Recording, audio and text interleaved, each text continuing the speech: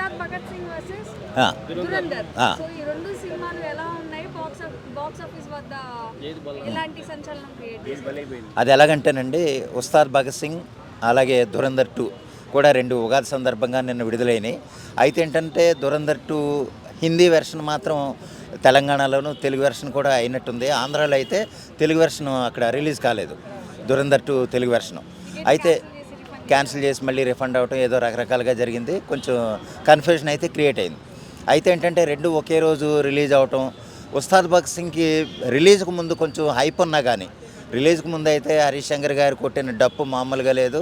అది మనం ప్రతి సినిమాకి ఆయన డప్పు కొట్టి ఆయన కొంత విలువ లేకుండా చేసుకుంటున్నాడేమో తెలియదు. కానీ ఒకవేళ డప్పు కొట్టినా దాని తగ్గ స్థాయిలో సినిమా ఉండుంటే, ఉస్తాద్ భగత్ సింగ్ కూడా అదే స్థాయిలో ఉండుంటే కనుక ఆ డప్పు కవర్ అయ్యేదేమో. కానీ మరీ ఎక్కువ చేసి కొట్టేయడం, ఆయన అభిమానాన్ని ఓవర్గా చెప్పుకోవటం మనం చూస్తున్నాం. ఏదేమైనా సినిమా నిన్న నేను ఐమాక్స్ దగ్గర కానీ లేదా శ్రీరాముల దగ్గర కానీ లేదా మైత్రి విమల దగ్గర కానీ కనుక్కున్న విషయాలు చూస్తే కనుక అబోవ్ యావరేజ్గా నిలిచింది. కరెక్ట్గా చెప్పాలంటే, to be frank, above average. అయితే not up to the mark. అది హిట్ బొమ్మే కానీ బ్లాక్ బస్టర్ కాదు. అది కొడితే మనం ఏం చేయలేమండి, మనం అసలు రిజల్ట్ చెప్పాలి. హరీష్ శంకర్ గారు ఆ సినిమాని ఎలా తీర్చిదిద్దారు అన్న విషయమే మనకు మెయిన్. కానీ ఫ్యాన్స్ని దానికి వాళ్ళని ఉత్సాహపరిచే విధంగా ఉన్నాయి కొన్ని మూమెంట్స్ ఉన్నాయి, నేను లేవంట్లే.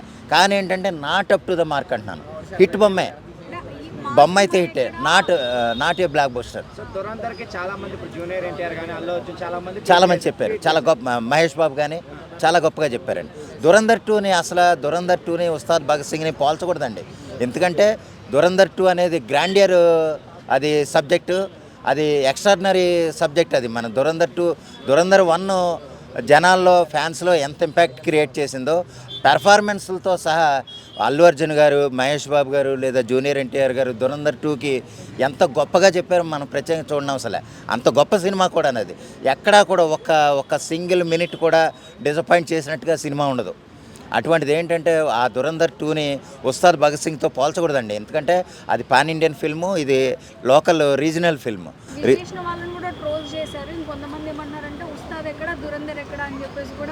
అది యాక్చువల్గానండి అంటే మనం ఇక్కడ ఉస్తాద్ భగత్ సింగ్ని తక్కువ చేసి మాట్లాడడం అని కాదు, అసలు దురంధర్ 2కి ఉస్తాద్ భగత్ సింగ్ అసలు సంబంధమే లేదు.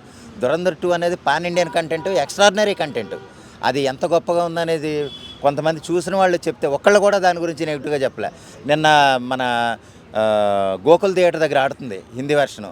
అది ఎంతమంది జనాలు ఉండి ఎంత హడావిడిగా ఉందంటే, దురంధర్ 2 అనేది అది వేరండి. మనం ఉస్తాద్ భగత్ సింగ్ ఏంటంటే ఒక లోకల్ సినిమాని మనం దాంతో కంపేర్ చేయకూడదు. అది ఎక్స్ట్రాడినరీ.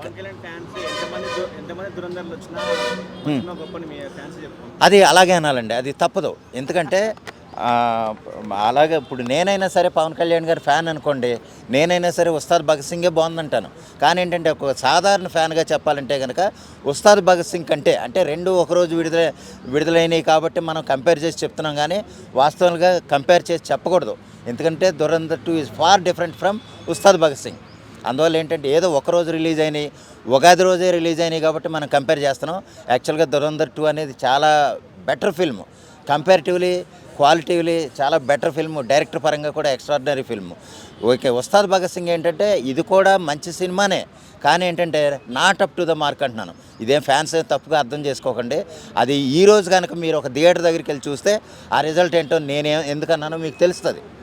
అది సపోజ్ నేను ఎక్కడైతే శ్రీరాములు థియేటర్ దగ్గర లేదా ఐమాక్స్ దగ్గర ఎంత హడావుడిగా ఫ్యాన్స్ ఉన్నారో, ఏది పవన్ కళ్యాణ్ గారి ఫ్యాన్స్ కానీ మెగా ఫ్యాన్స్ కానీ ఎంత హడావుడిగా ఉన్నారో, ఈరోజు వెళ్ళి చూస్తే అక్కడ మీకు అర్థమైపోద్ది సినిమా ఏ స్థాయిలో ఉందనేది మనం ప్రత్యేకంగా చెప్పనవసరం. అయితే ఏంటంటే హిట్ బొమ్మే. పవన్ కళ్యాణ్ గారిని ఎంత అంటే ఆయన రెట్రో స్టైల్లోనూ లేదా మనం ఒక వింటేజ్ పవన్ కళ్యాణ్ గారు మనం ఎలా కనిపిస్తారో కొన్ని పాటలకి ఆయన డ్యాన్స్లు వేయటం, ప్రత్యేకంగా ప్రయత్నం చేయటం అది మంచి విషయమే. కానీ ఏంటంటే ఇక్కడ పవన్ కళ్యాణ్ గారితో చేసే సినిమాలు ఎలాగుంటుందంటే అండి, ఆయన లిమిటెడ్ కండిషన్లో ఉన్నారు. పూర్తిగా ఆయన సినిమాలకు అంకితం అయ్యే పరిస్థితిలో లేరు. అందువల్ల ఏంటంటే ఆయన ఇచ్చిన సమయాన్ని వినియోగించుకుని వాళ్ళ సినిమాలు తీయటమే తప్ప పూర్తిగా సినిమాకి ఆయన లైఫ్ త్యాగం చేసే పరిస్థితి లేదు. ఎందుకంటే ఆయన ఒక ఉప ముఖ్యమంత్రిగా ఉన్నారు, దాని తగ్గ న్యాయం కూడా ఆయన చేయాలి. ఎలాగ ప్రభుత్వానికి ప్రజలకు సేవ చేసే విధంగా ఆయన ఎంత గొప్పగా వ్యవహరించి చేస్తున్నారో అంత గొప్పగా సినిమాలకు అంకితం అవ్వలేరు. ఒక 20 రోజులు 30 రోజులు ఒక్కొక్క సినిమాకి. ఇప్పుడు ఎందుకంటే ఉస్తాద్ భగత్ సింగ్ అయిపోయింది, ఇప్పుడు రన్నింగ్లో బుక్ అయిన సినిమాలు ఉన్నాయి కానీ స్టార్ట్ చేసిన సినిమా లేదు. ఒకవేళ స్టార్ట్ చేసినా కానీ 2 సంవత్సరాలు పైగా పడద్దనేది నా అంచనా. ఇక మీదట పవన్ కళ్యాణ్ గారి సినిమా రావాలంటే ఒక దరిదాపుగా లేదంటే 2-3 సంవత్సరాలు పడుతుంది. ఎందుకంటే మొదలవలేదు. ఏదో సురేందర్ రెడ్డి గారితో సినిమా ఉంది, అది ఎప్పుడు మొదలవుద్దో మనకు తెలియదు. దానికి పవన్ కళ్యాణ్ గారు ఎప్పుడు డేట్లు ఇస్తారో తెలియదు. అయితే ఏంటంటే ఈ మధ్య కొన్ని ప్రకటనలో పవన్ కళ్యాణ్ గారు చెప్పడం ఏంటంటే, నేను సినిమాలు చేస్తాను, సినిమాల వల్లే నేను ఈ స్థాయికి వచ్చానని చెప్పడం అది మంచి విషయం అండి. దాన్ని నేను అభినందిస్తున్నాను. పవన్ కళ్యాణ్ గారి ఫ్యాన్స్ కూడా ఎంతో హ్యాపీగా ఉన్నారు ఆ విషయంతో.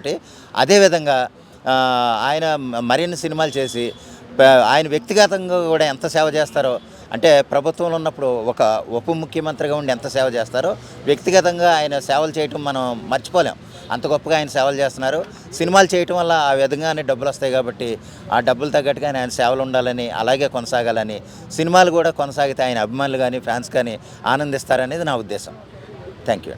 అవార్డుల పేరు గద్దర్ అవార్డులు. గద్దర్ అంటే తెలంగాణ శ్వాస, తెలంగాణ శ్వాస ఉచ్ఛ్వాసలు ఆయన కాబట్టి ఆయన పేరు మీద పెట్టిన అవార్డుకి ప్రథమంగా తెలంగాణ సాంస్కృతిక రంగానికి పెద్దపీట వేస్తారు. ఇందులో సినిమా రంగానికి ఇవ్వాల్సిన అవసరం లేదండి. పెద్దపీట తెలంగాణ సాంస్కృతిక రంగానికి, తెలంగాణ కళాకారులకు ఇచ్చారు. ఆ తర్వాత తెలంగాణ నేపథ్యంలో తెలంగాణ బ్యాక్డ్రాప్తో నిర్మితమైన రాధారాంబాయి సినిమాని దీన్ని సెలెక్ట్ చేయడం జరిగిందండి. ఈ సెలక్షన్ కమిటీ కూడా ఒక ఐఏఎస్ కమిటీ పెట్టి సెలెక్ట్ చేశారు తప్పితే ఇది ఆషామాషిగా సెలెక్ట్ చేయలేదు. ఇది ప్రభుత్వం దీన్ని ఒక నిర్దిష్టంగా సెలెక్ట్ చేసిన సినిమా ఇది. రాధారాంబాయికి అనే అవార్డు రావడం అనేది 100కి 100 పాళ్ళు వాస్తవం అండి. అది న్యాయం. అదండి. అడగండి ఏమన్నా. అదే పాత ఉన్నాయి కదా.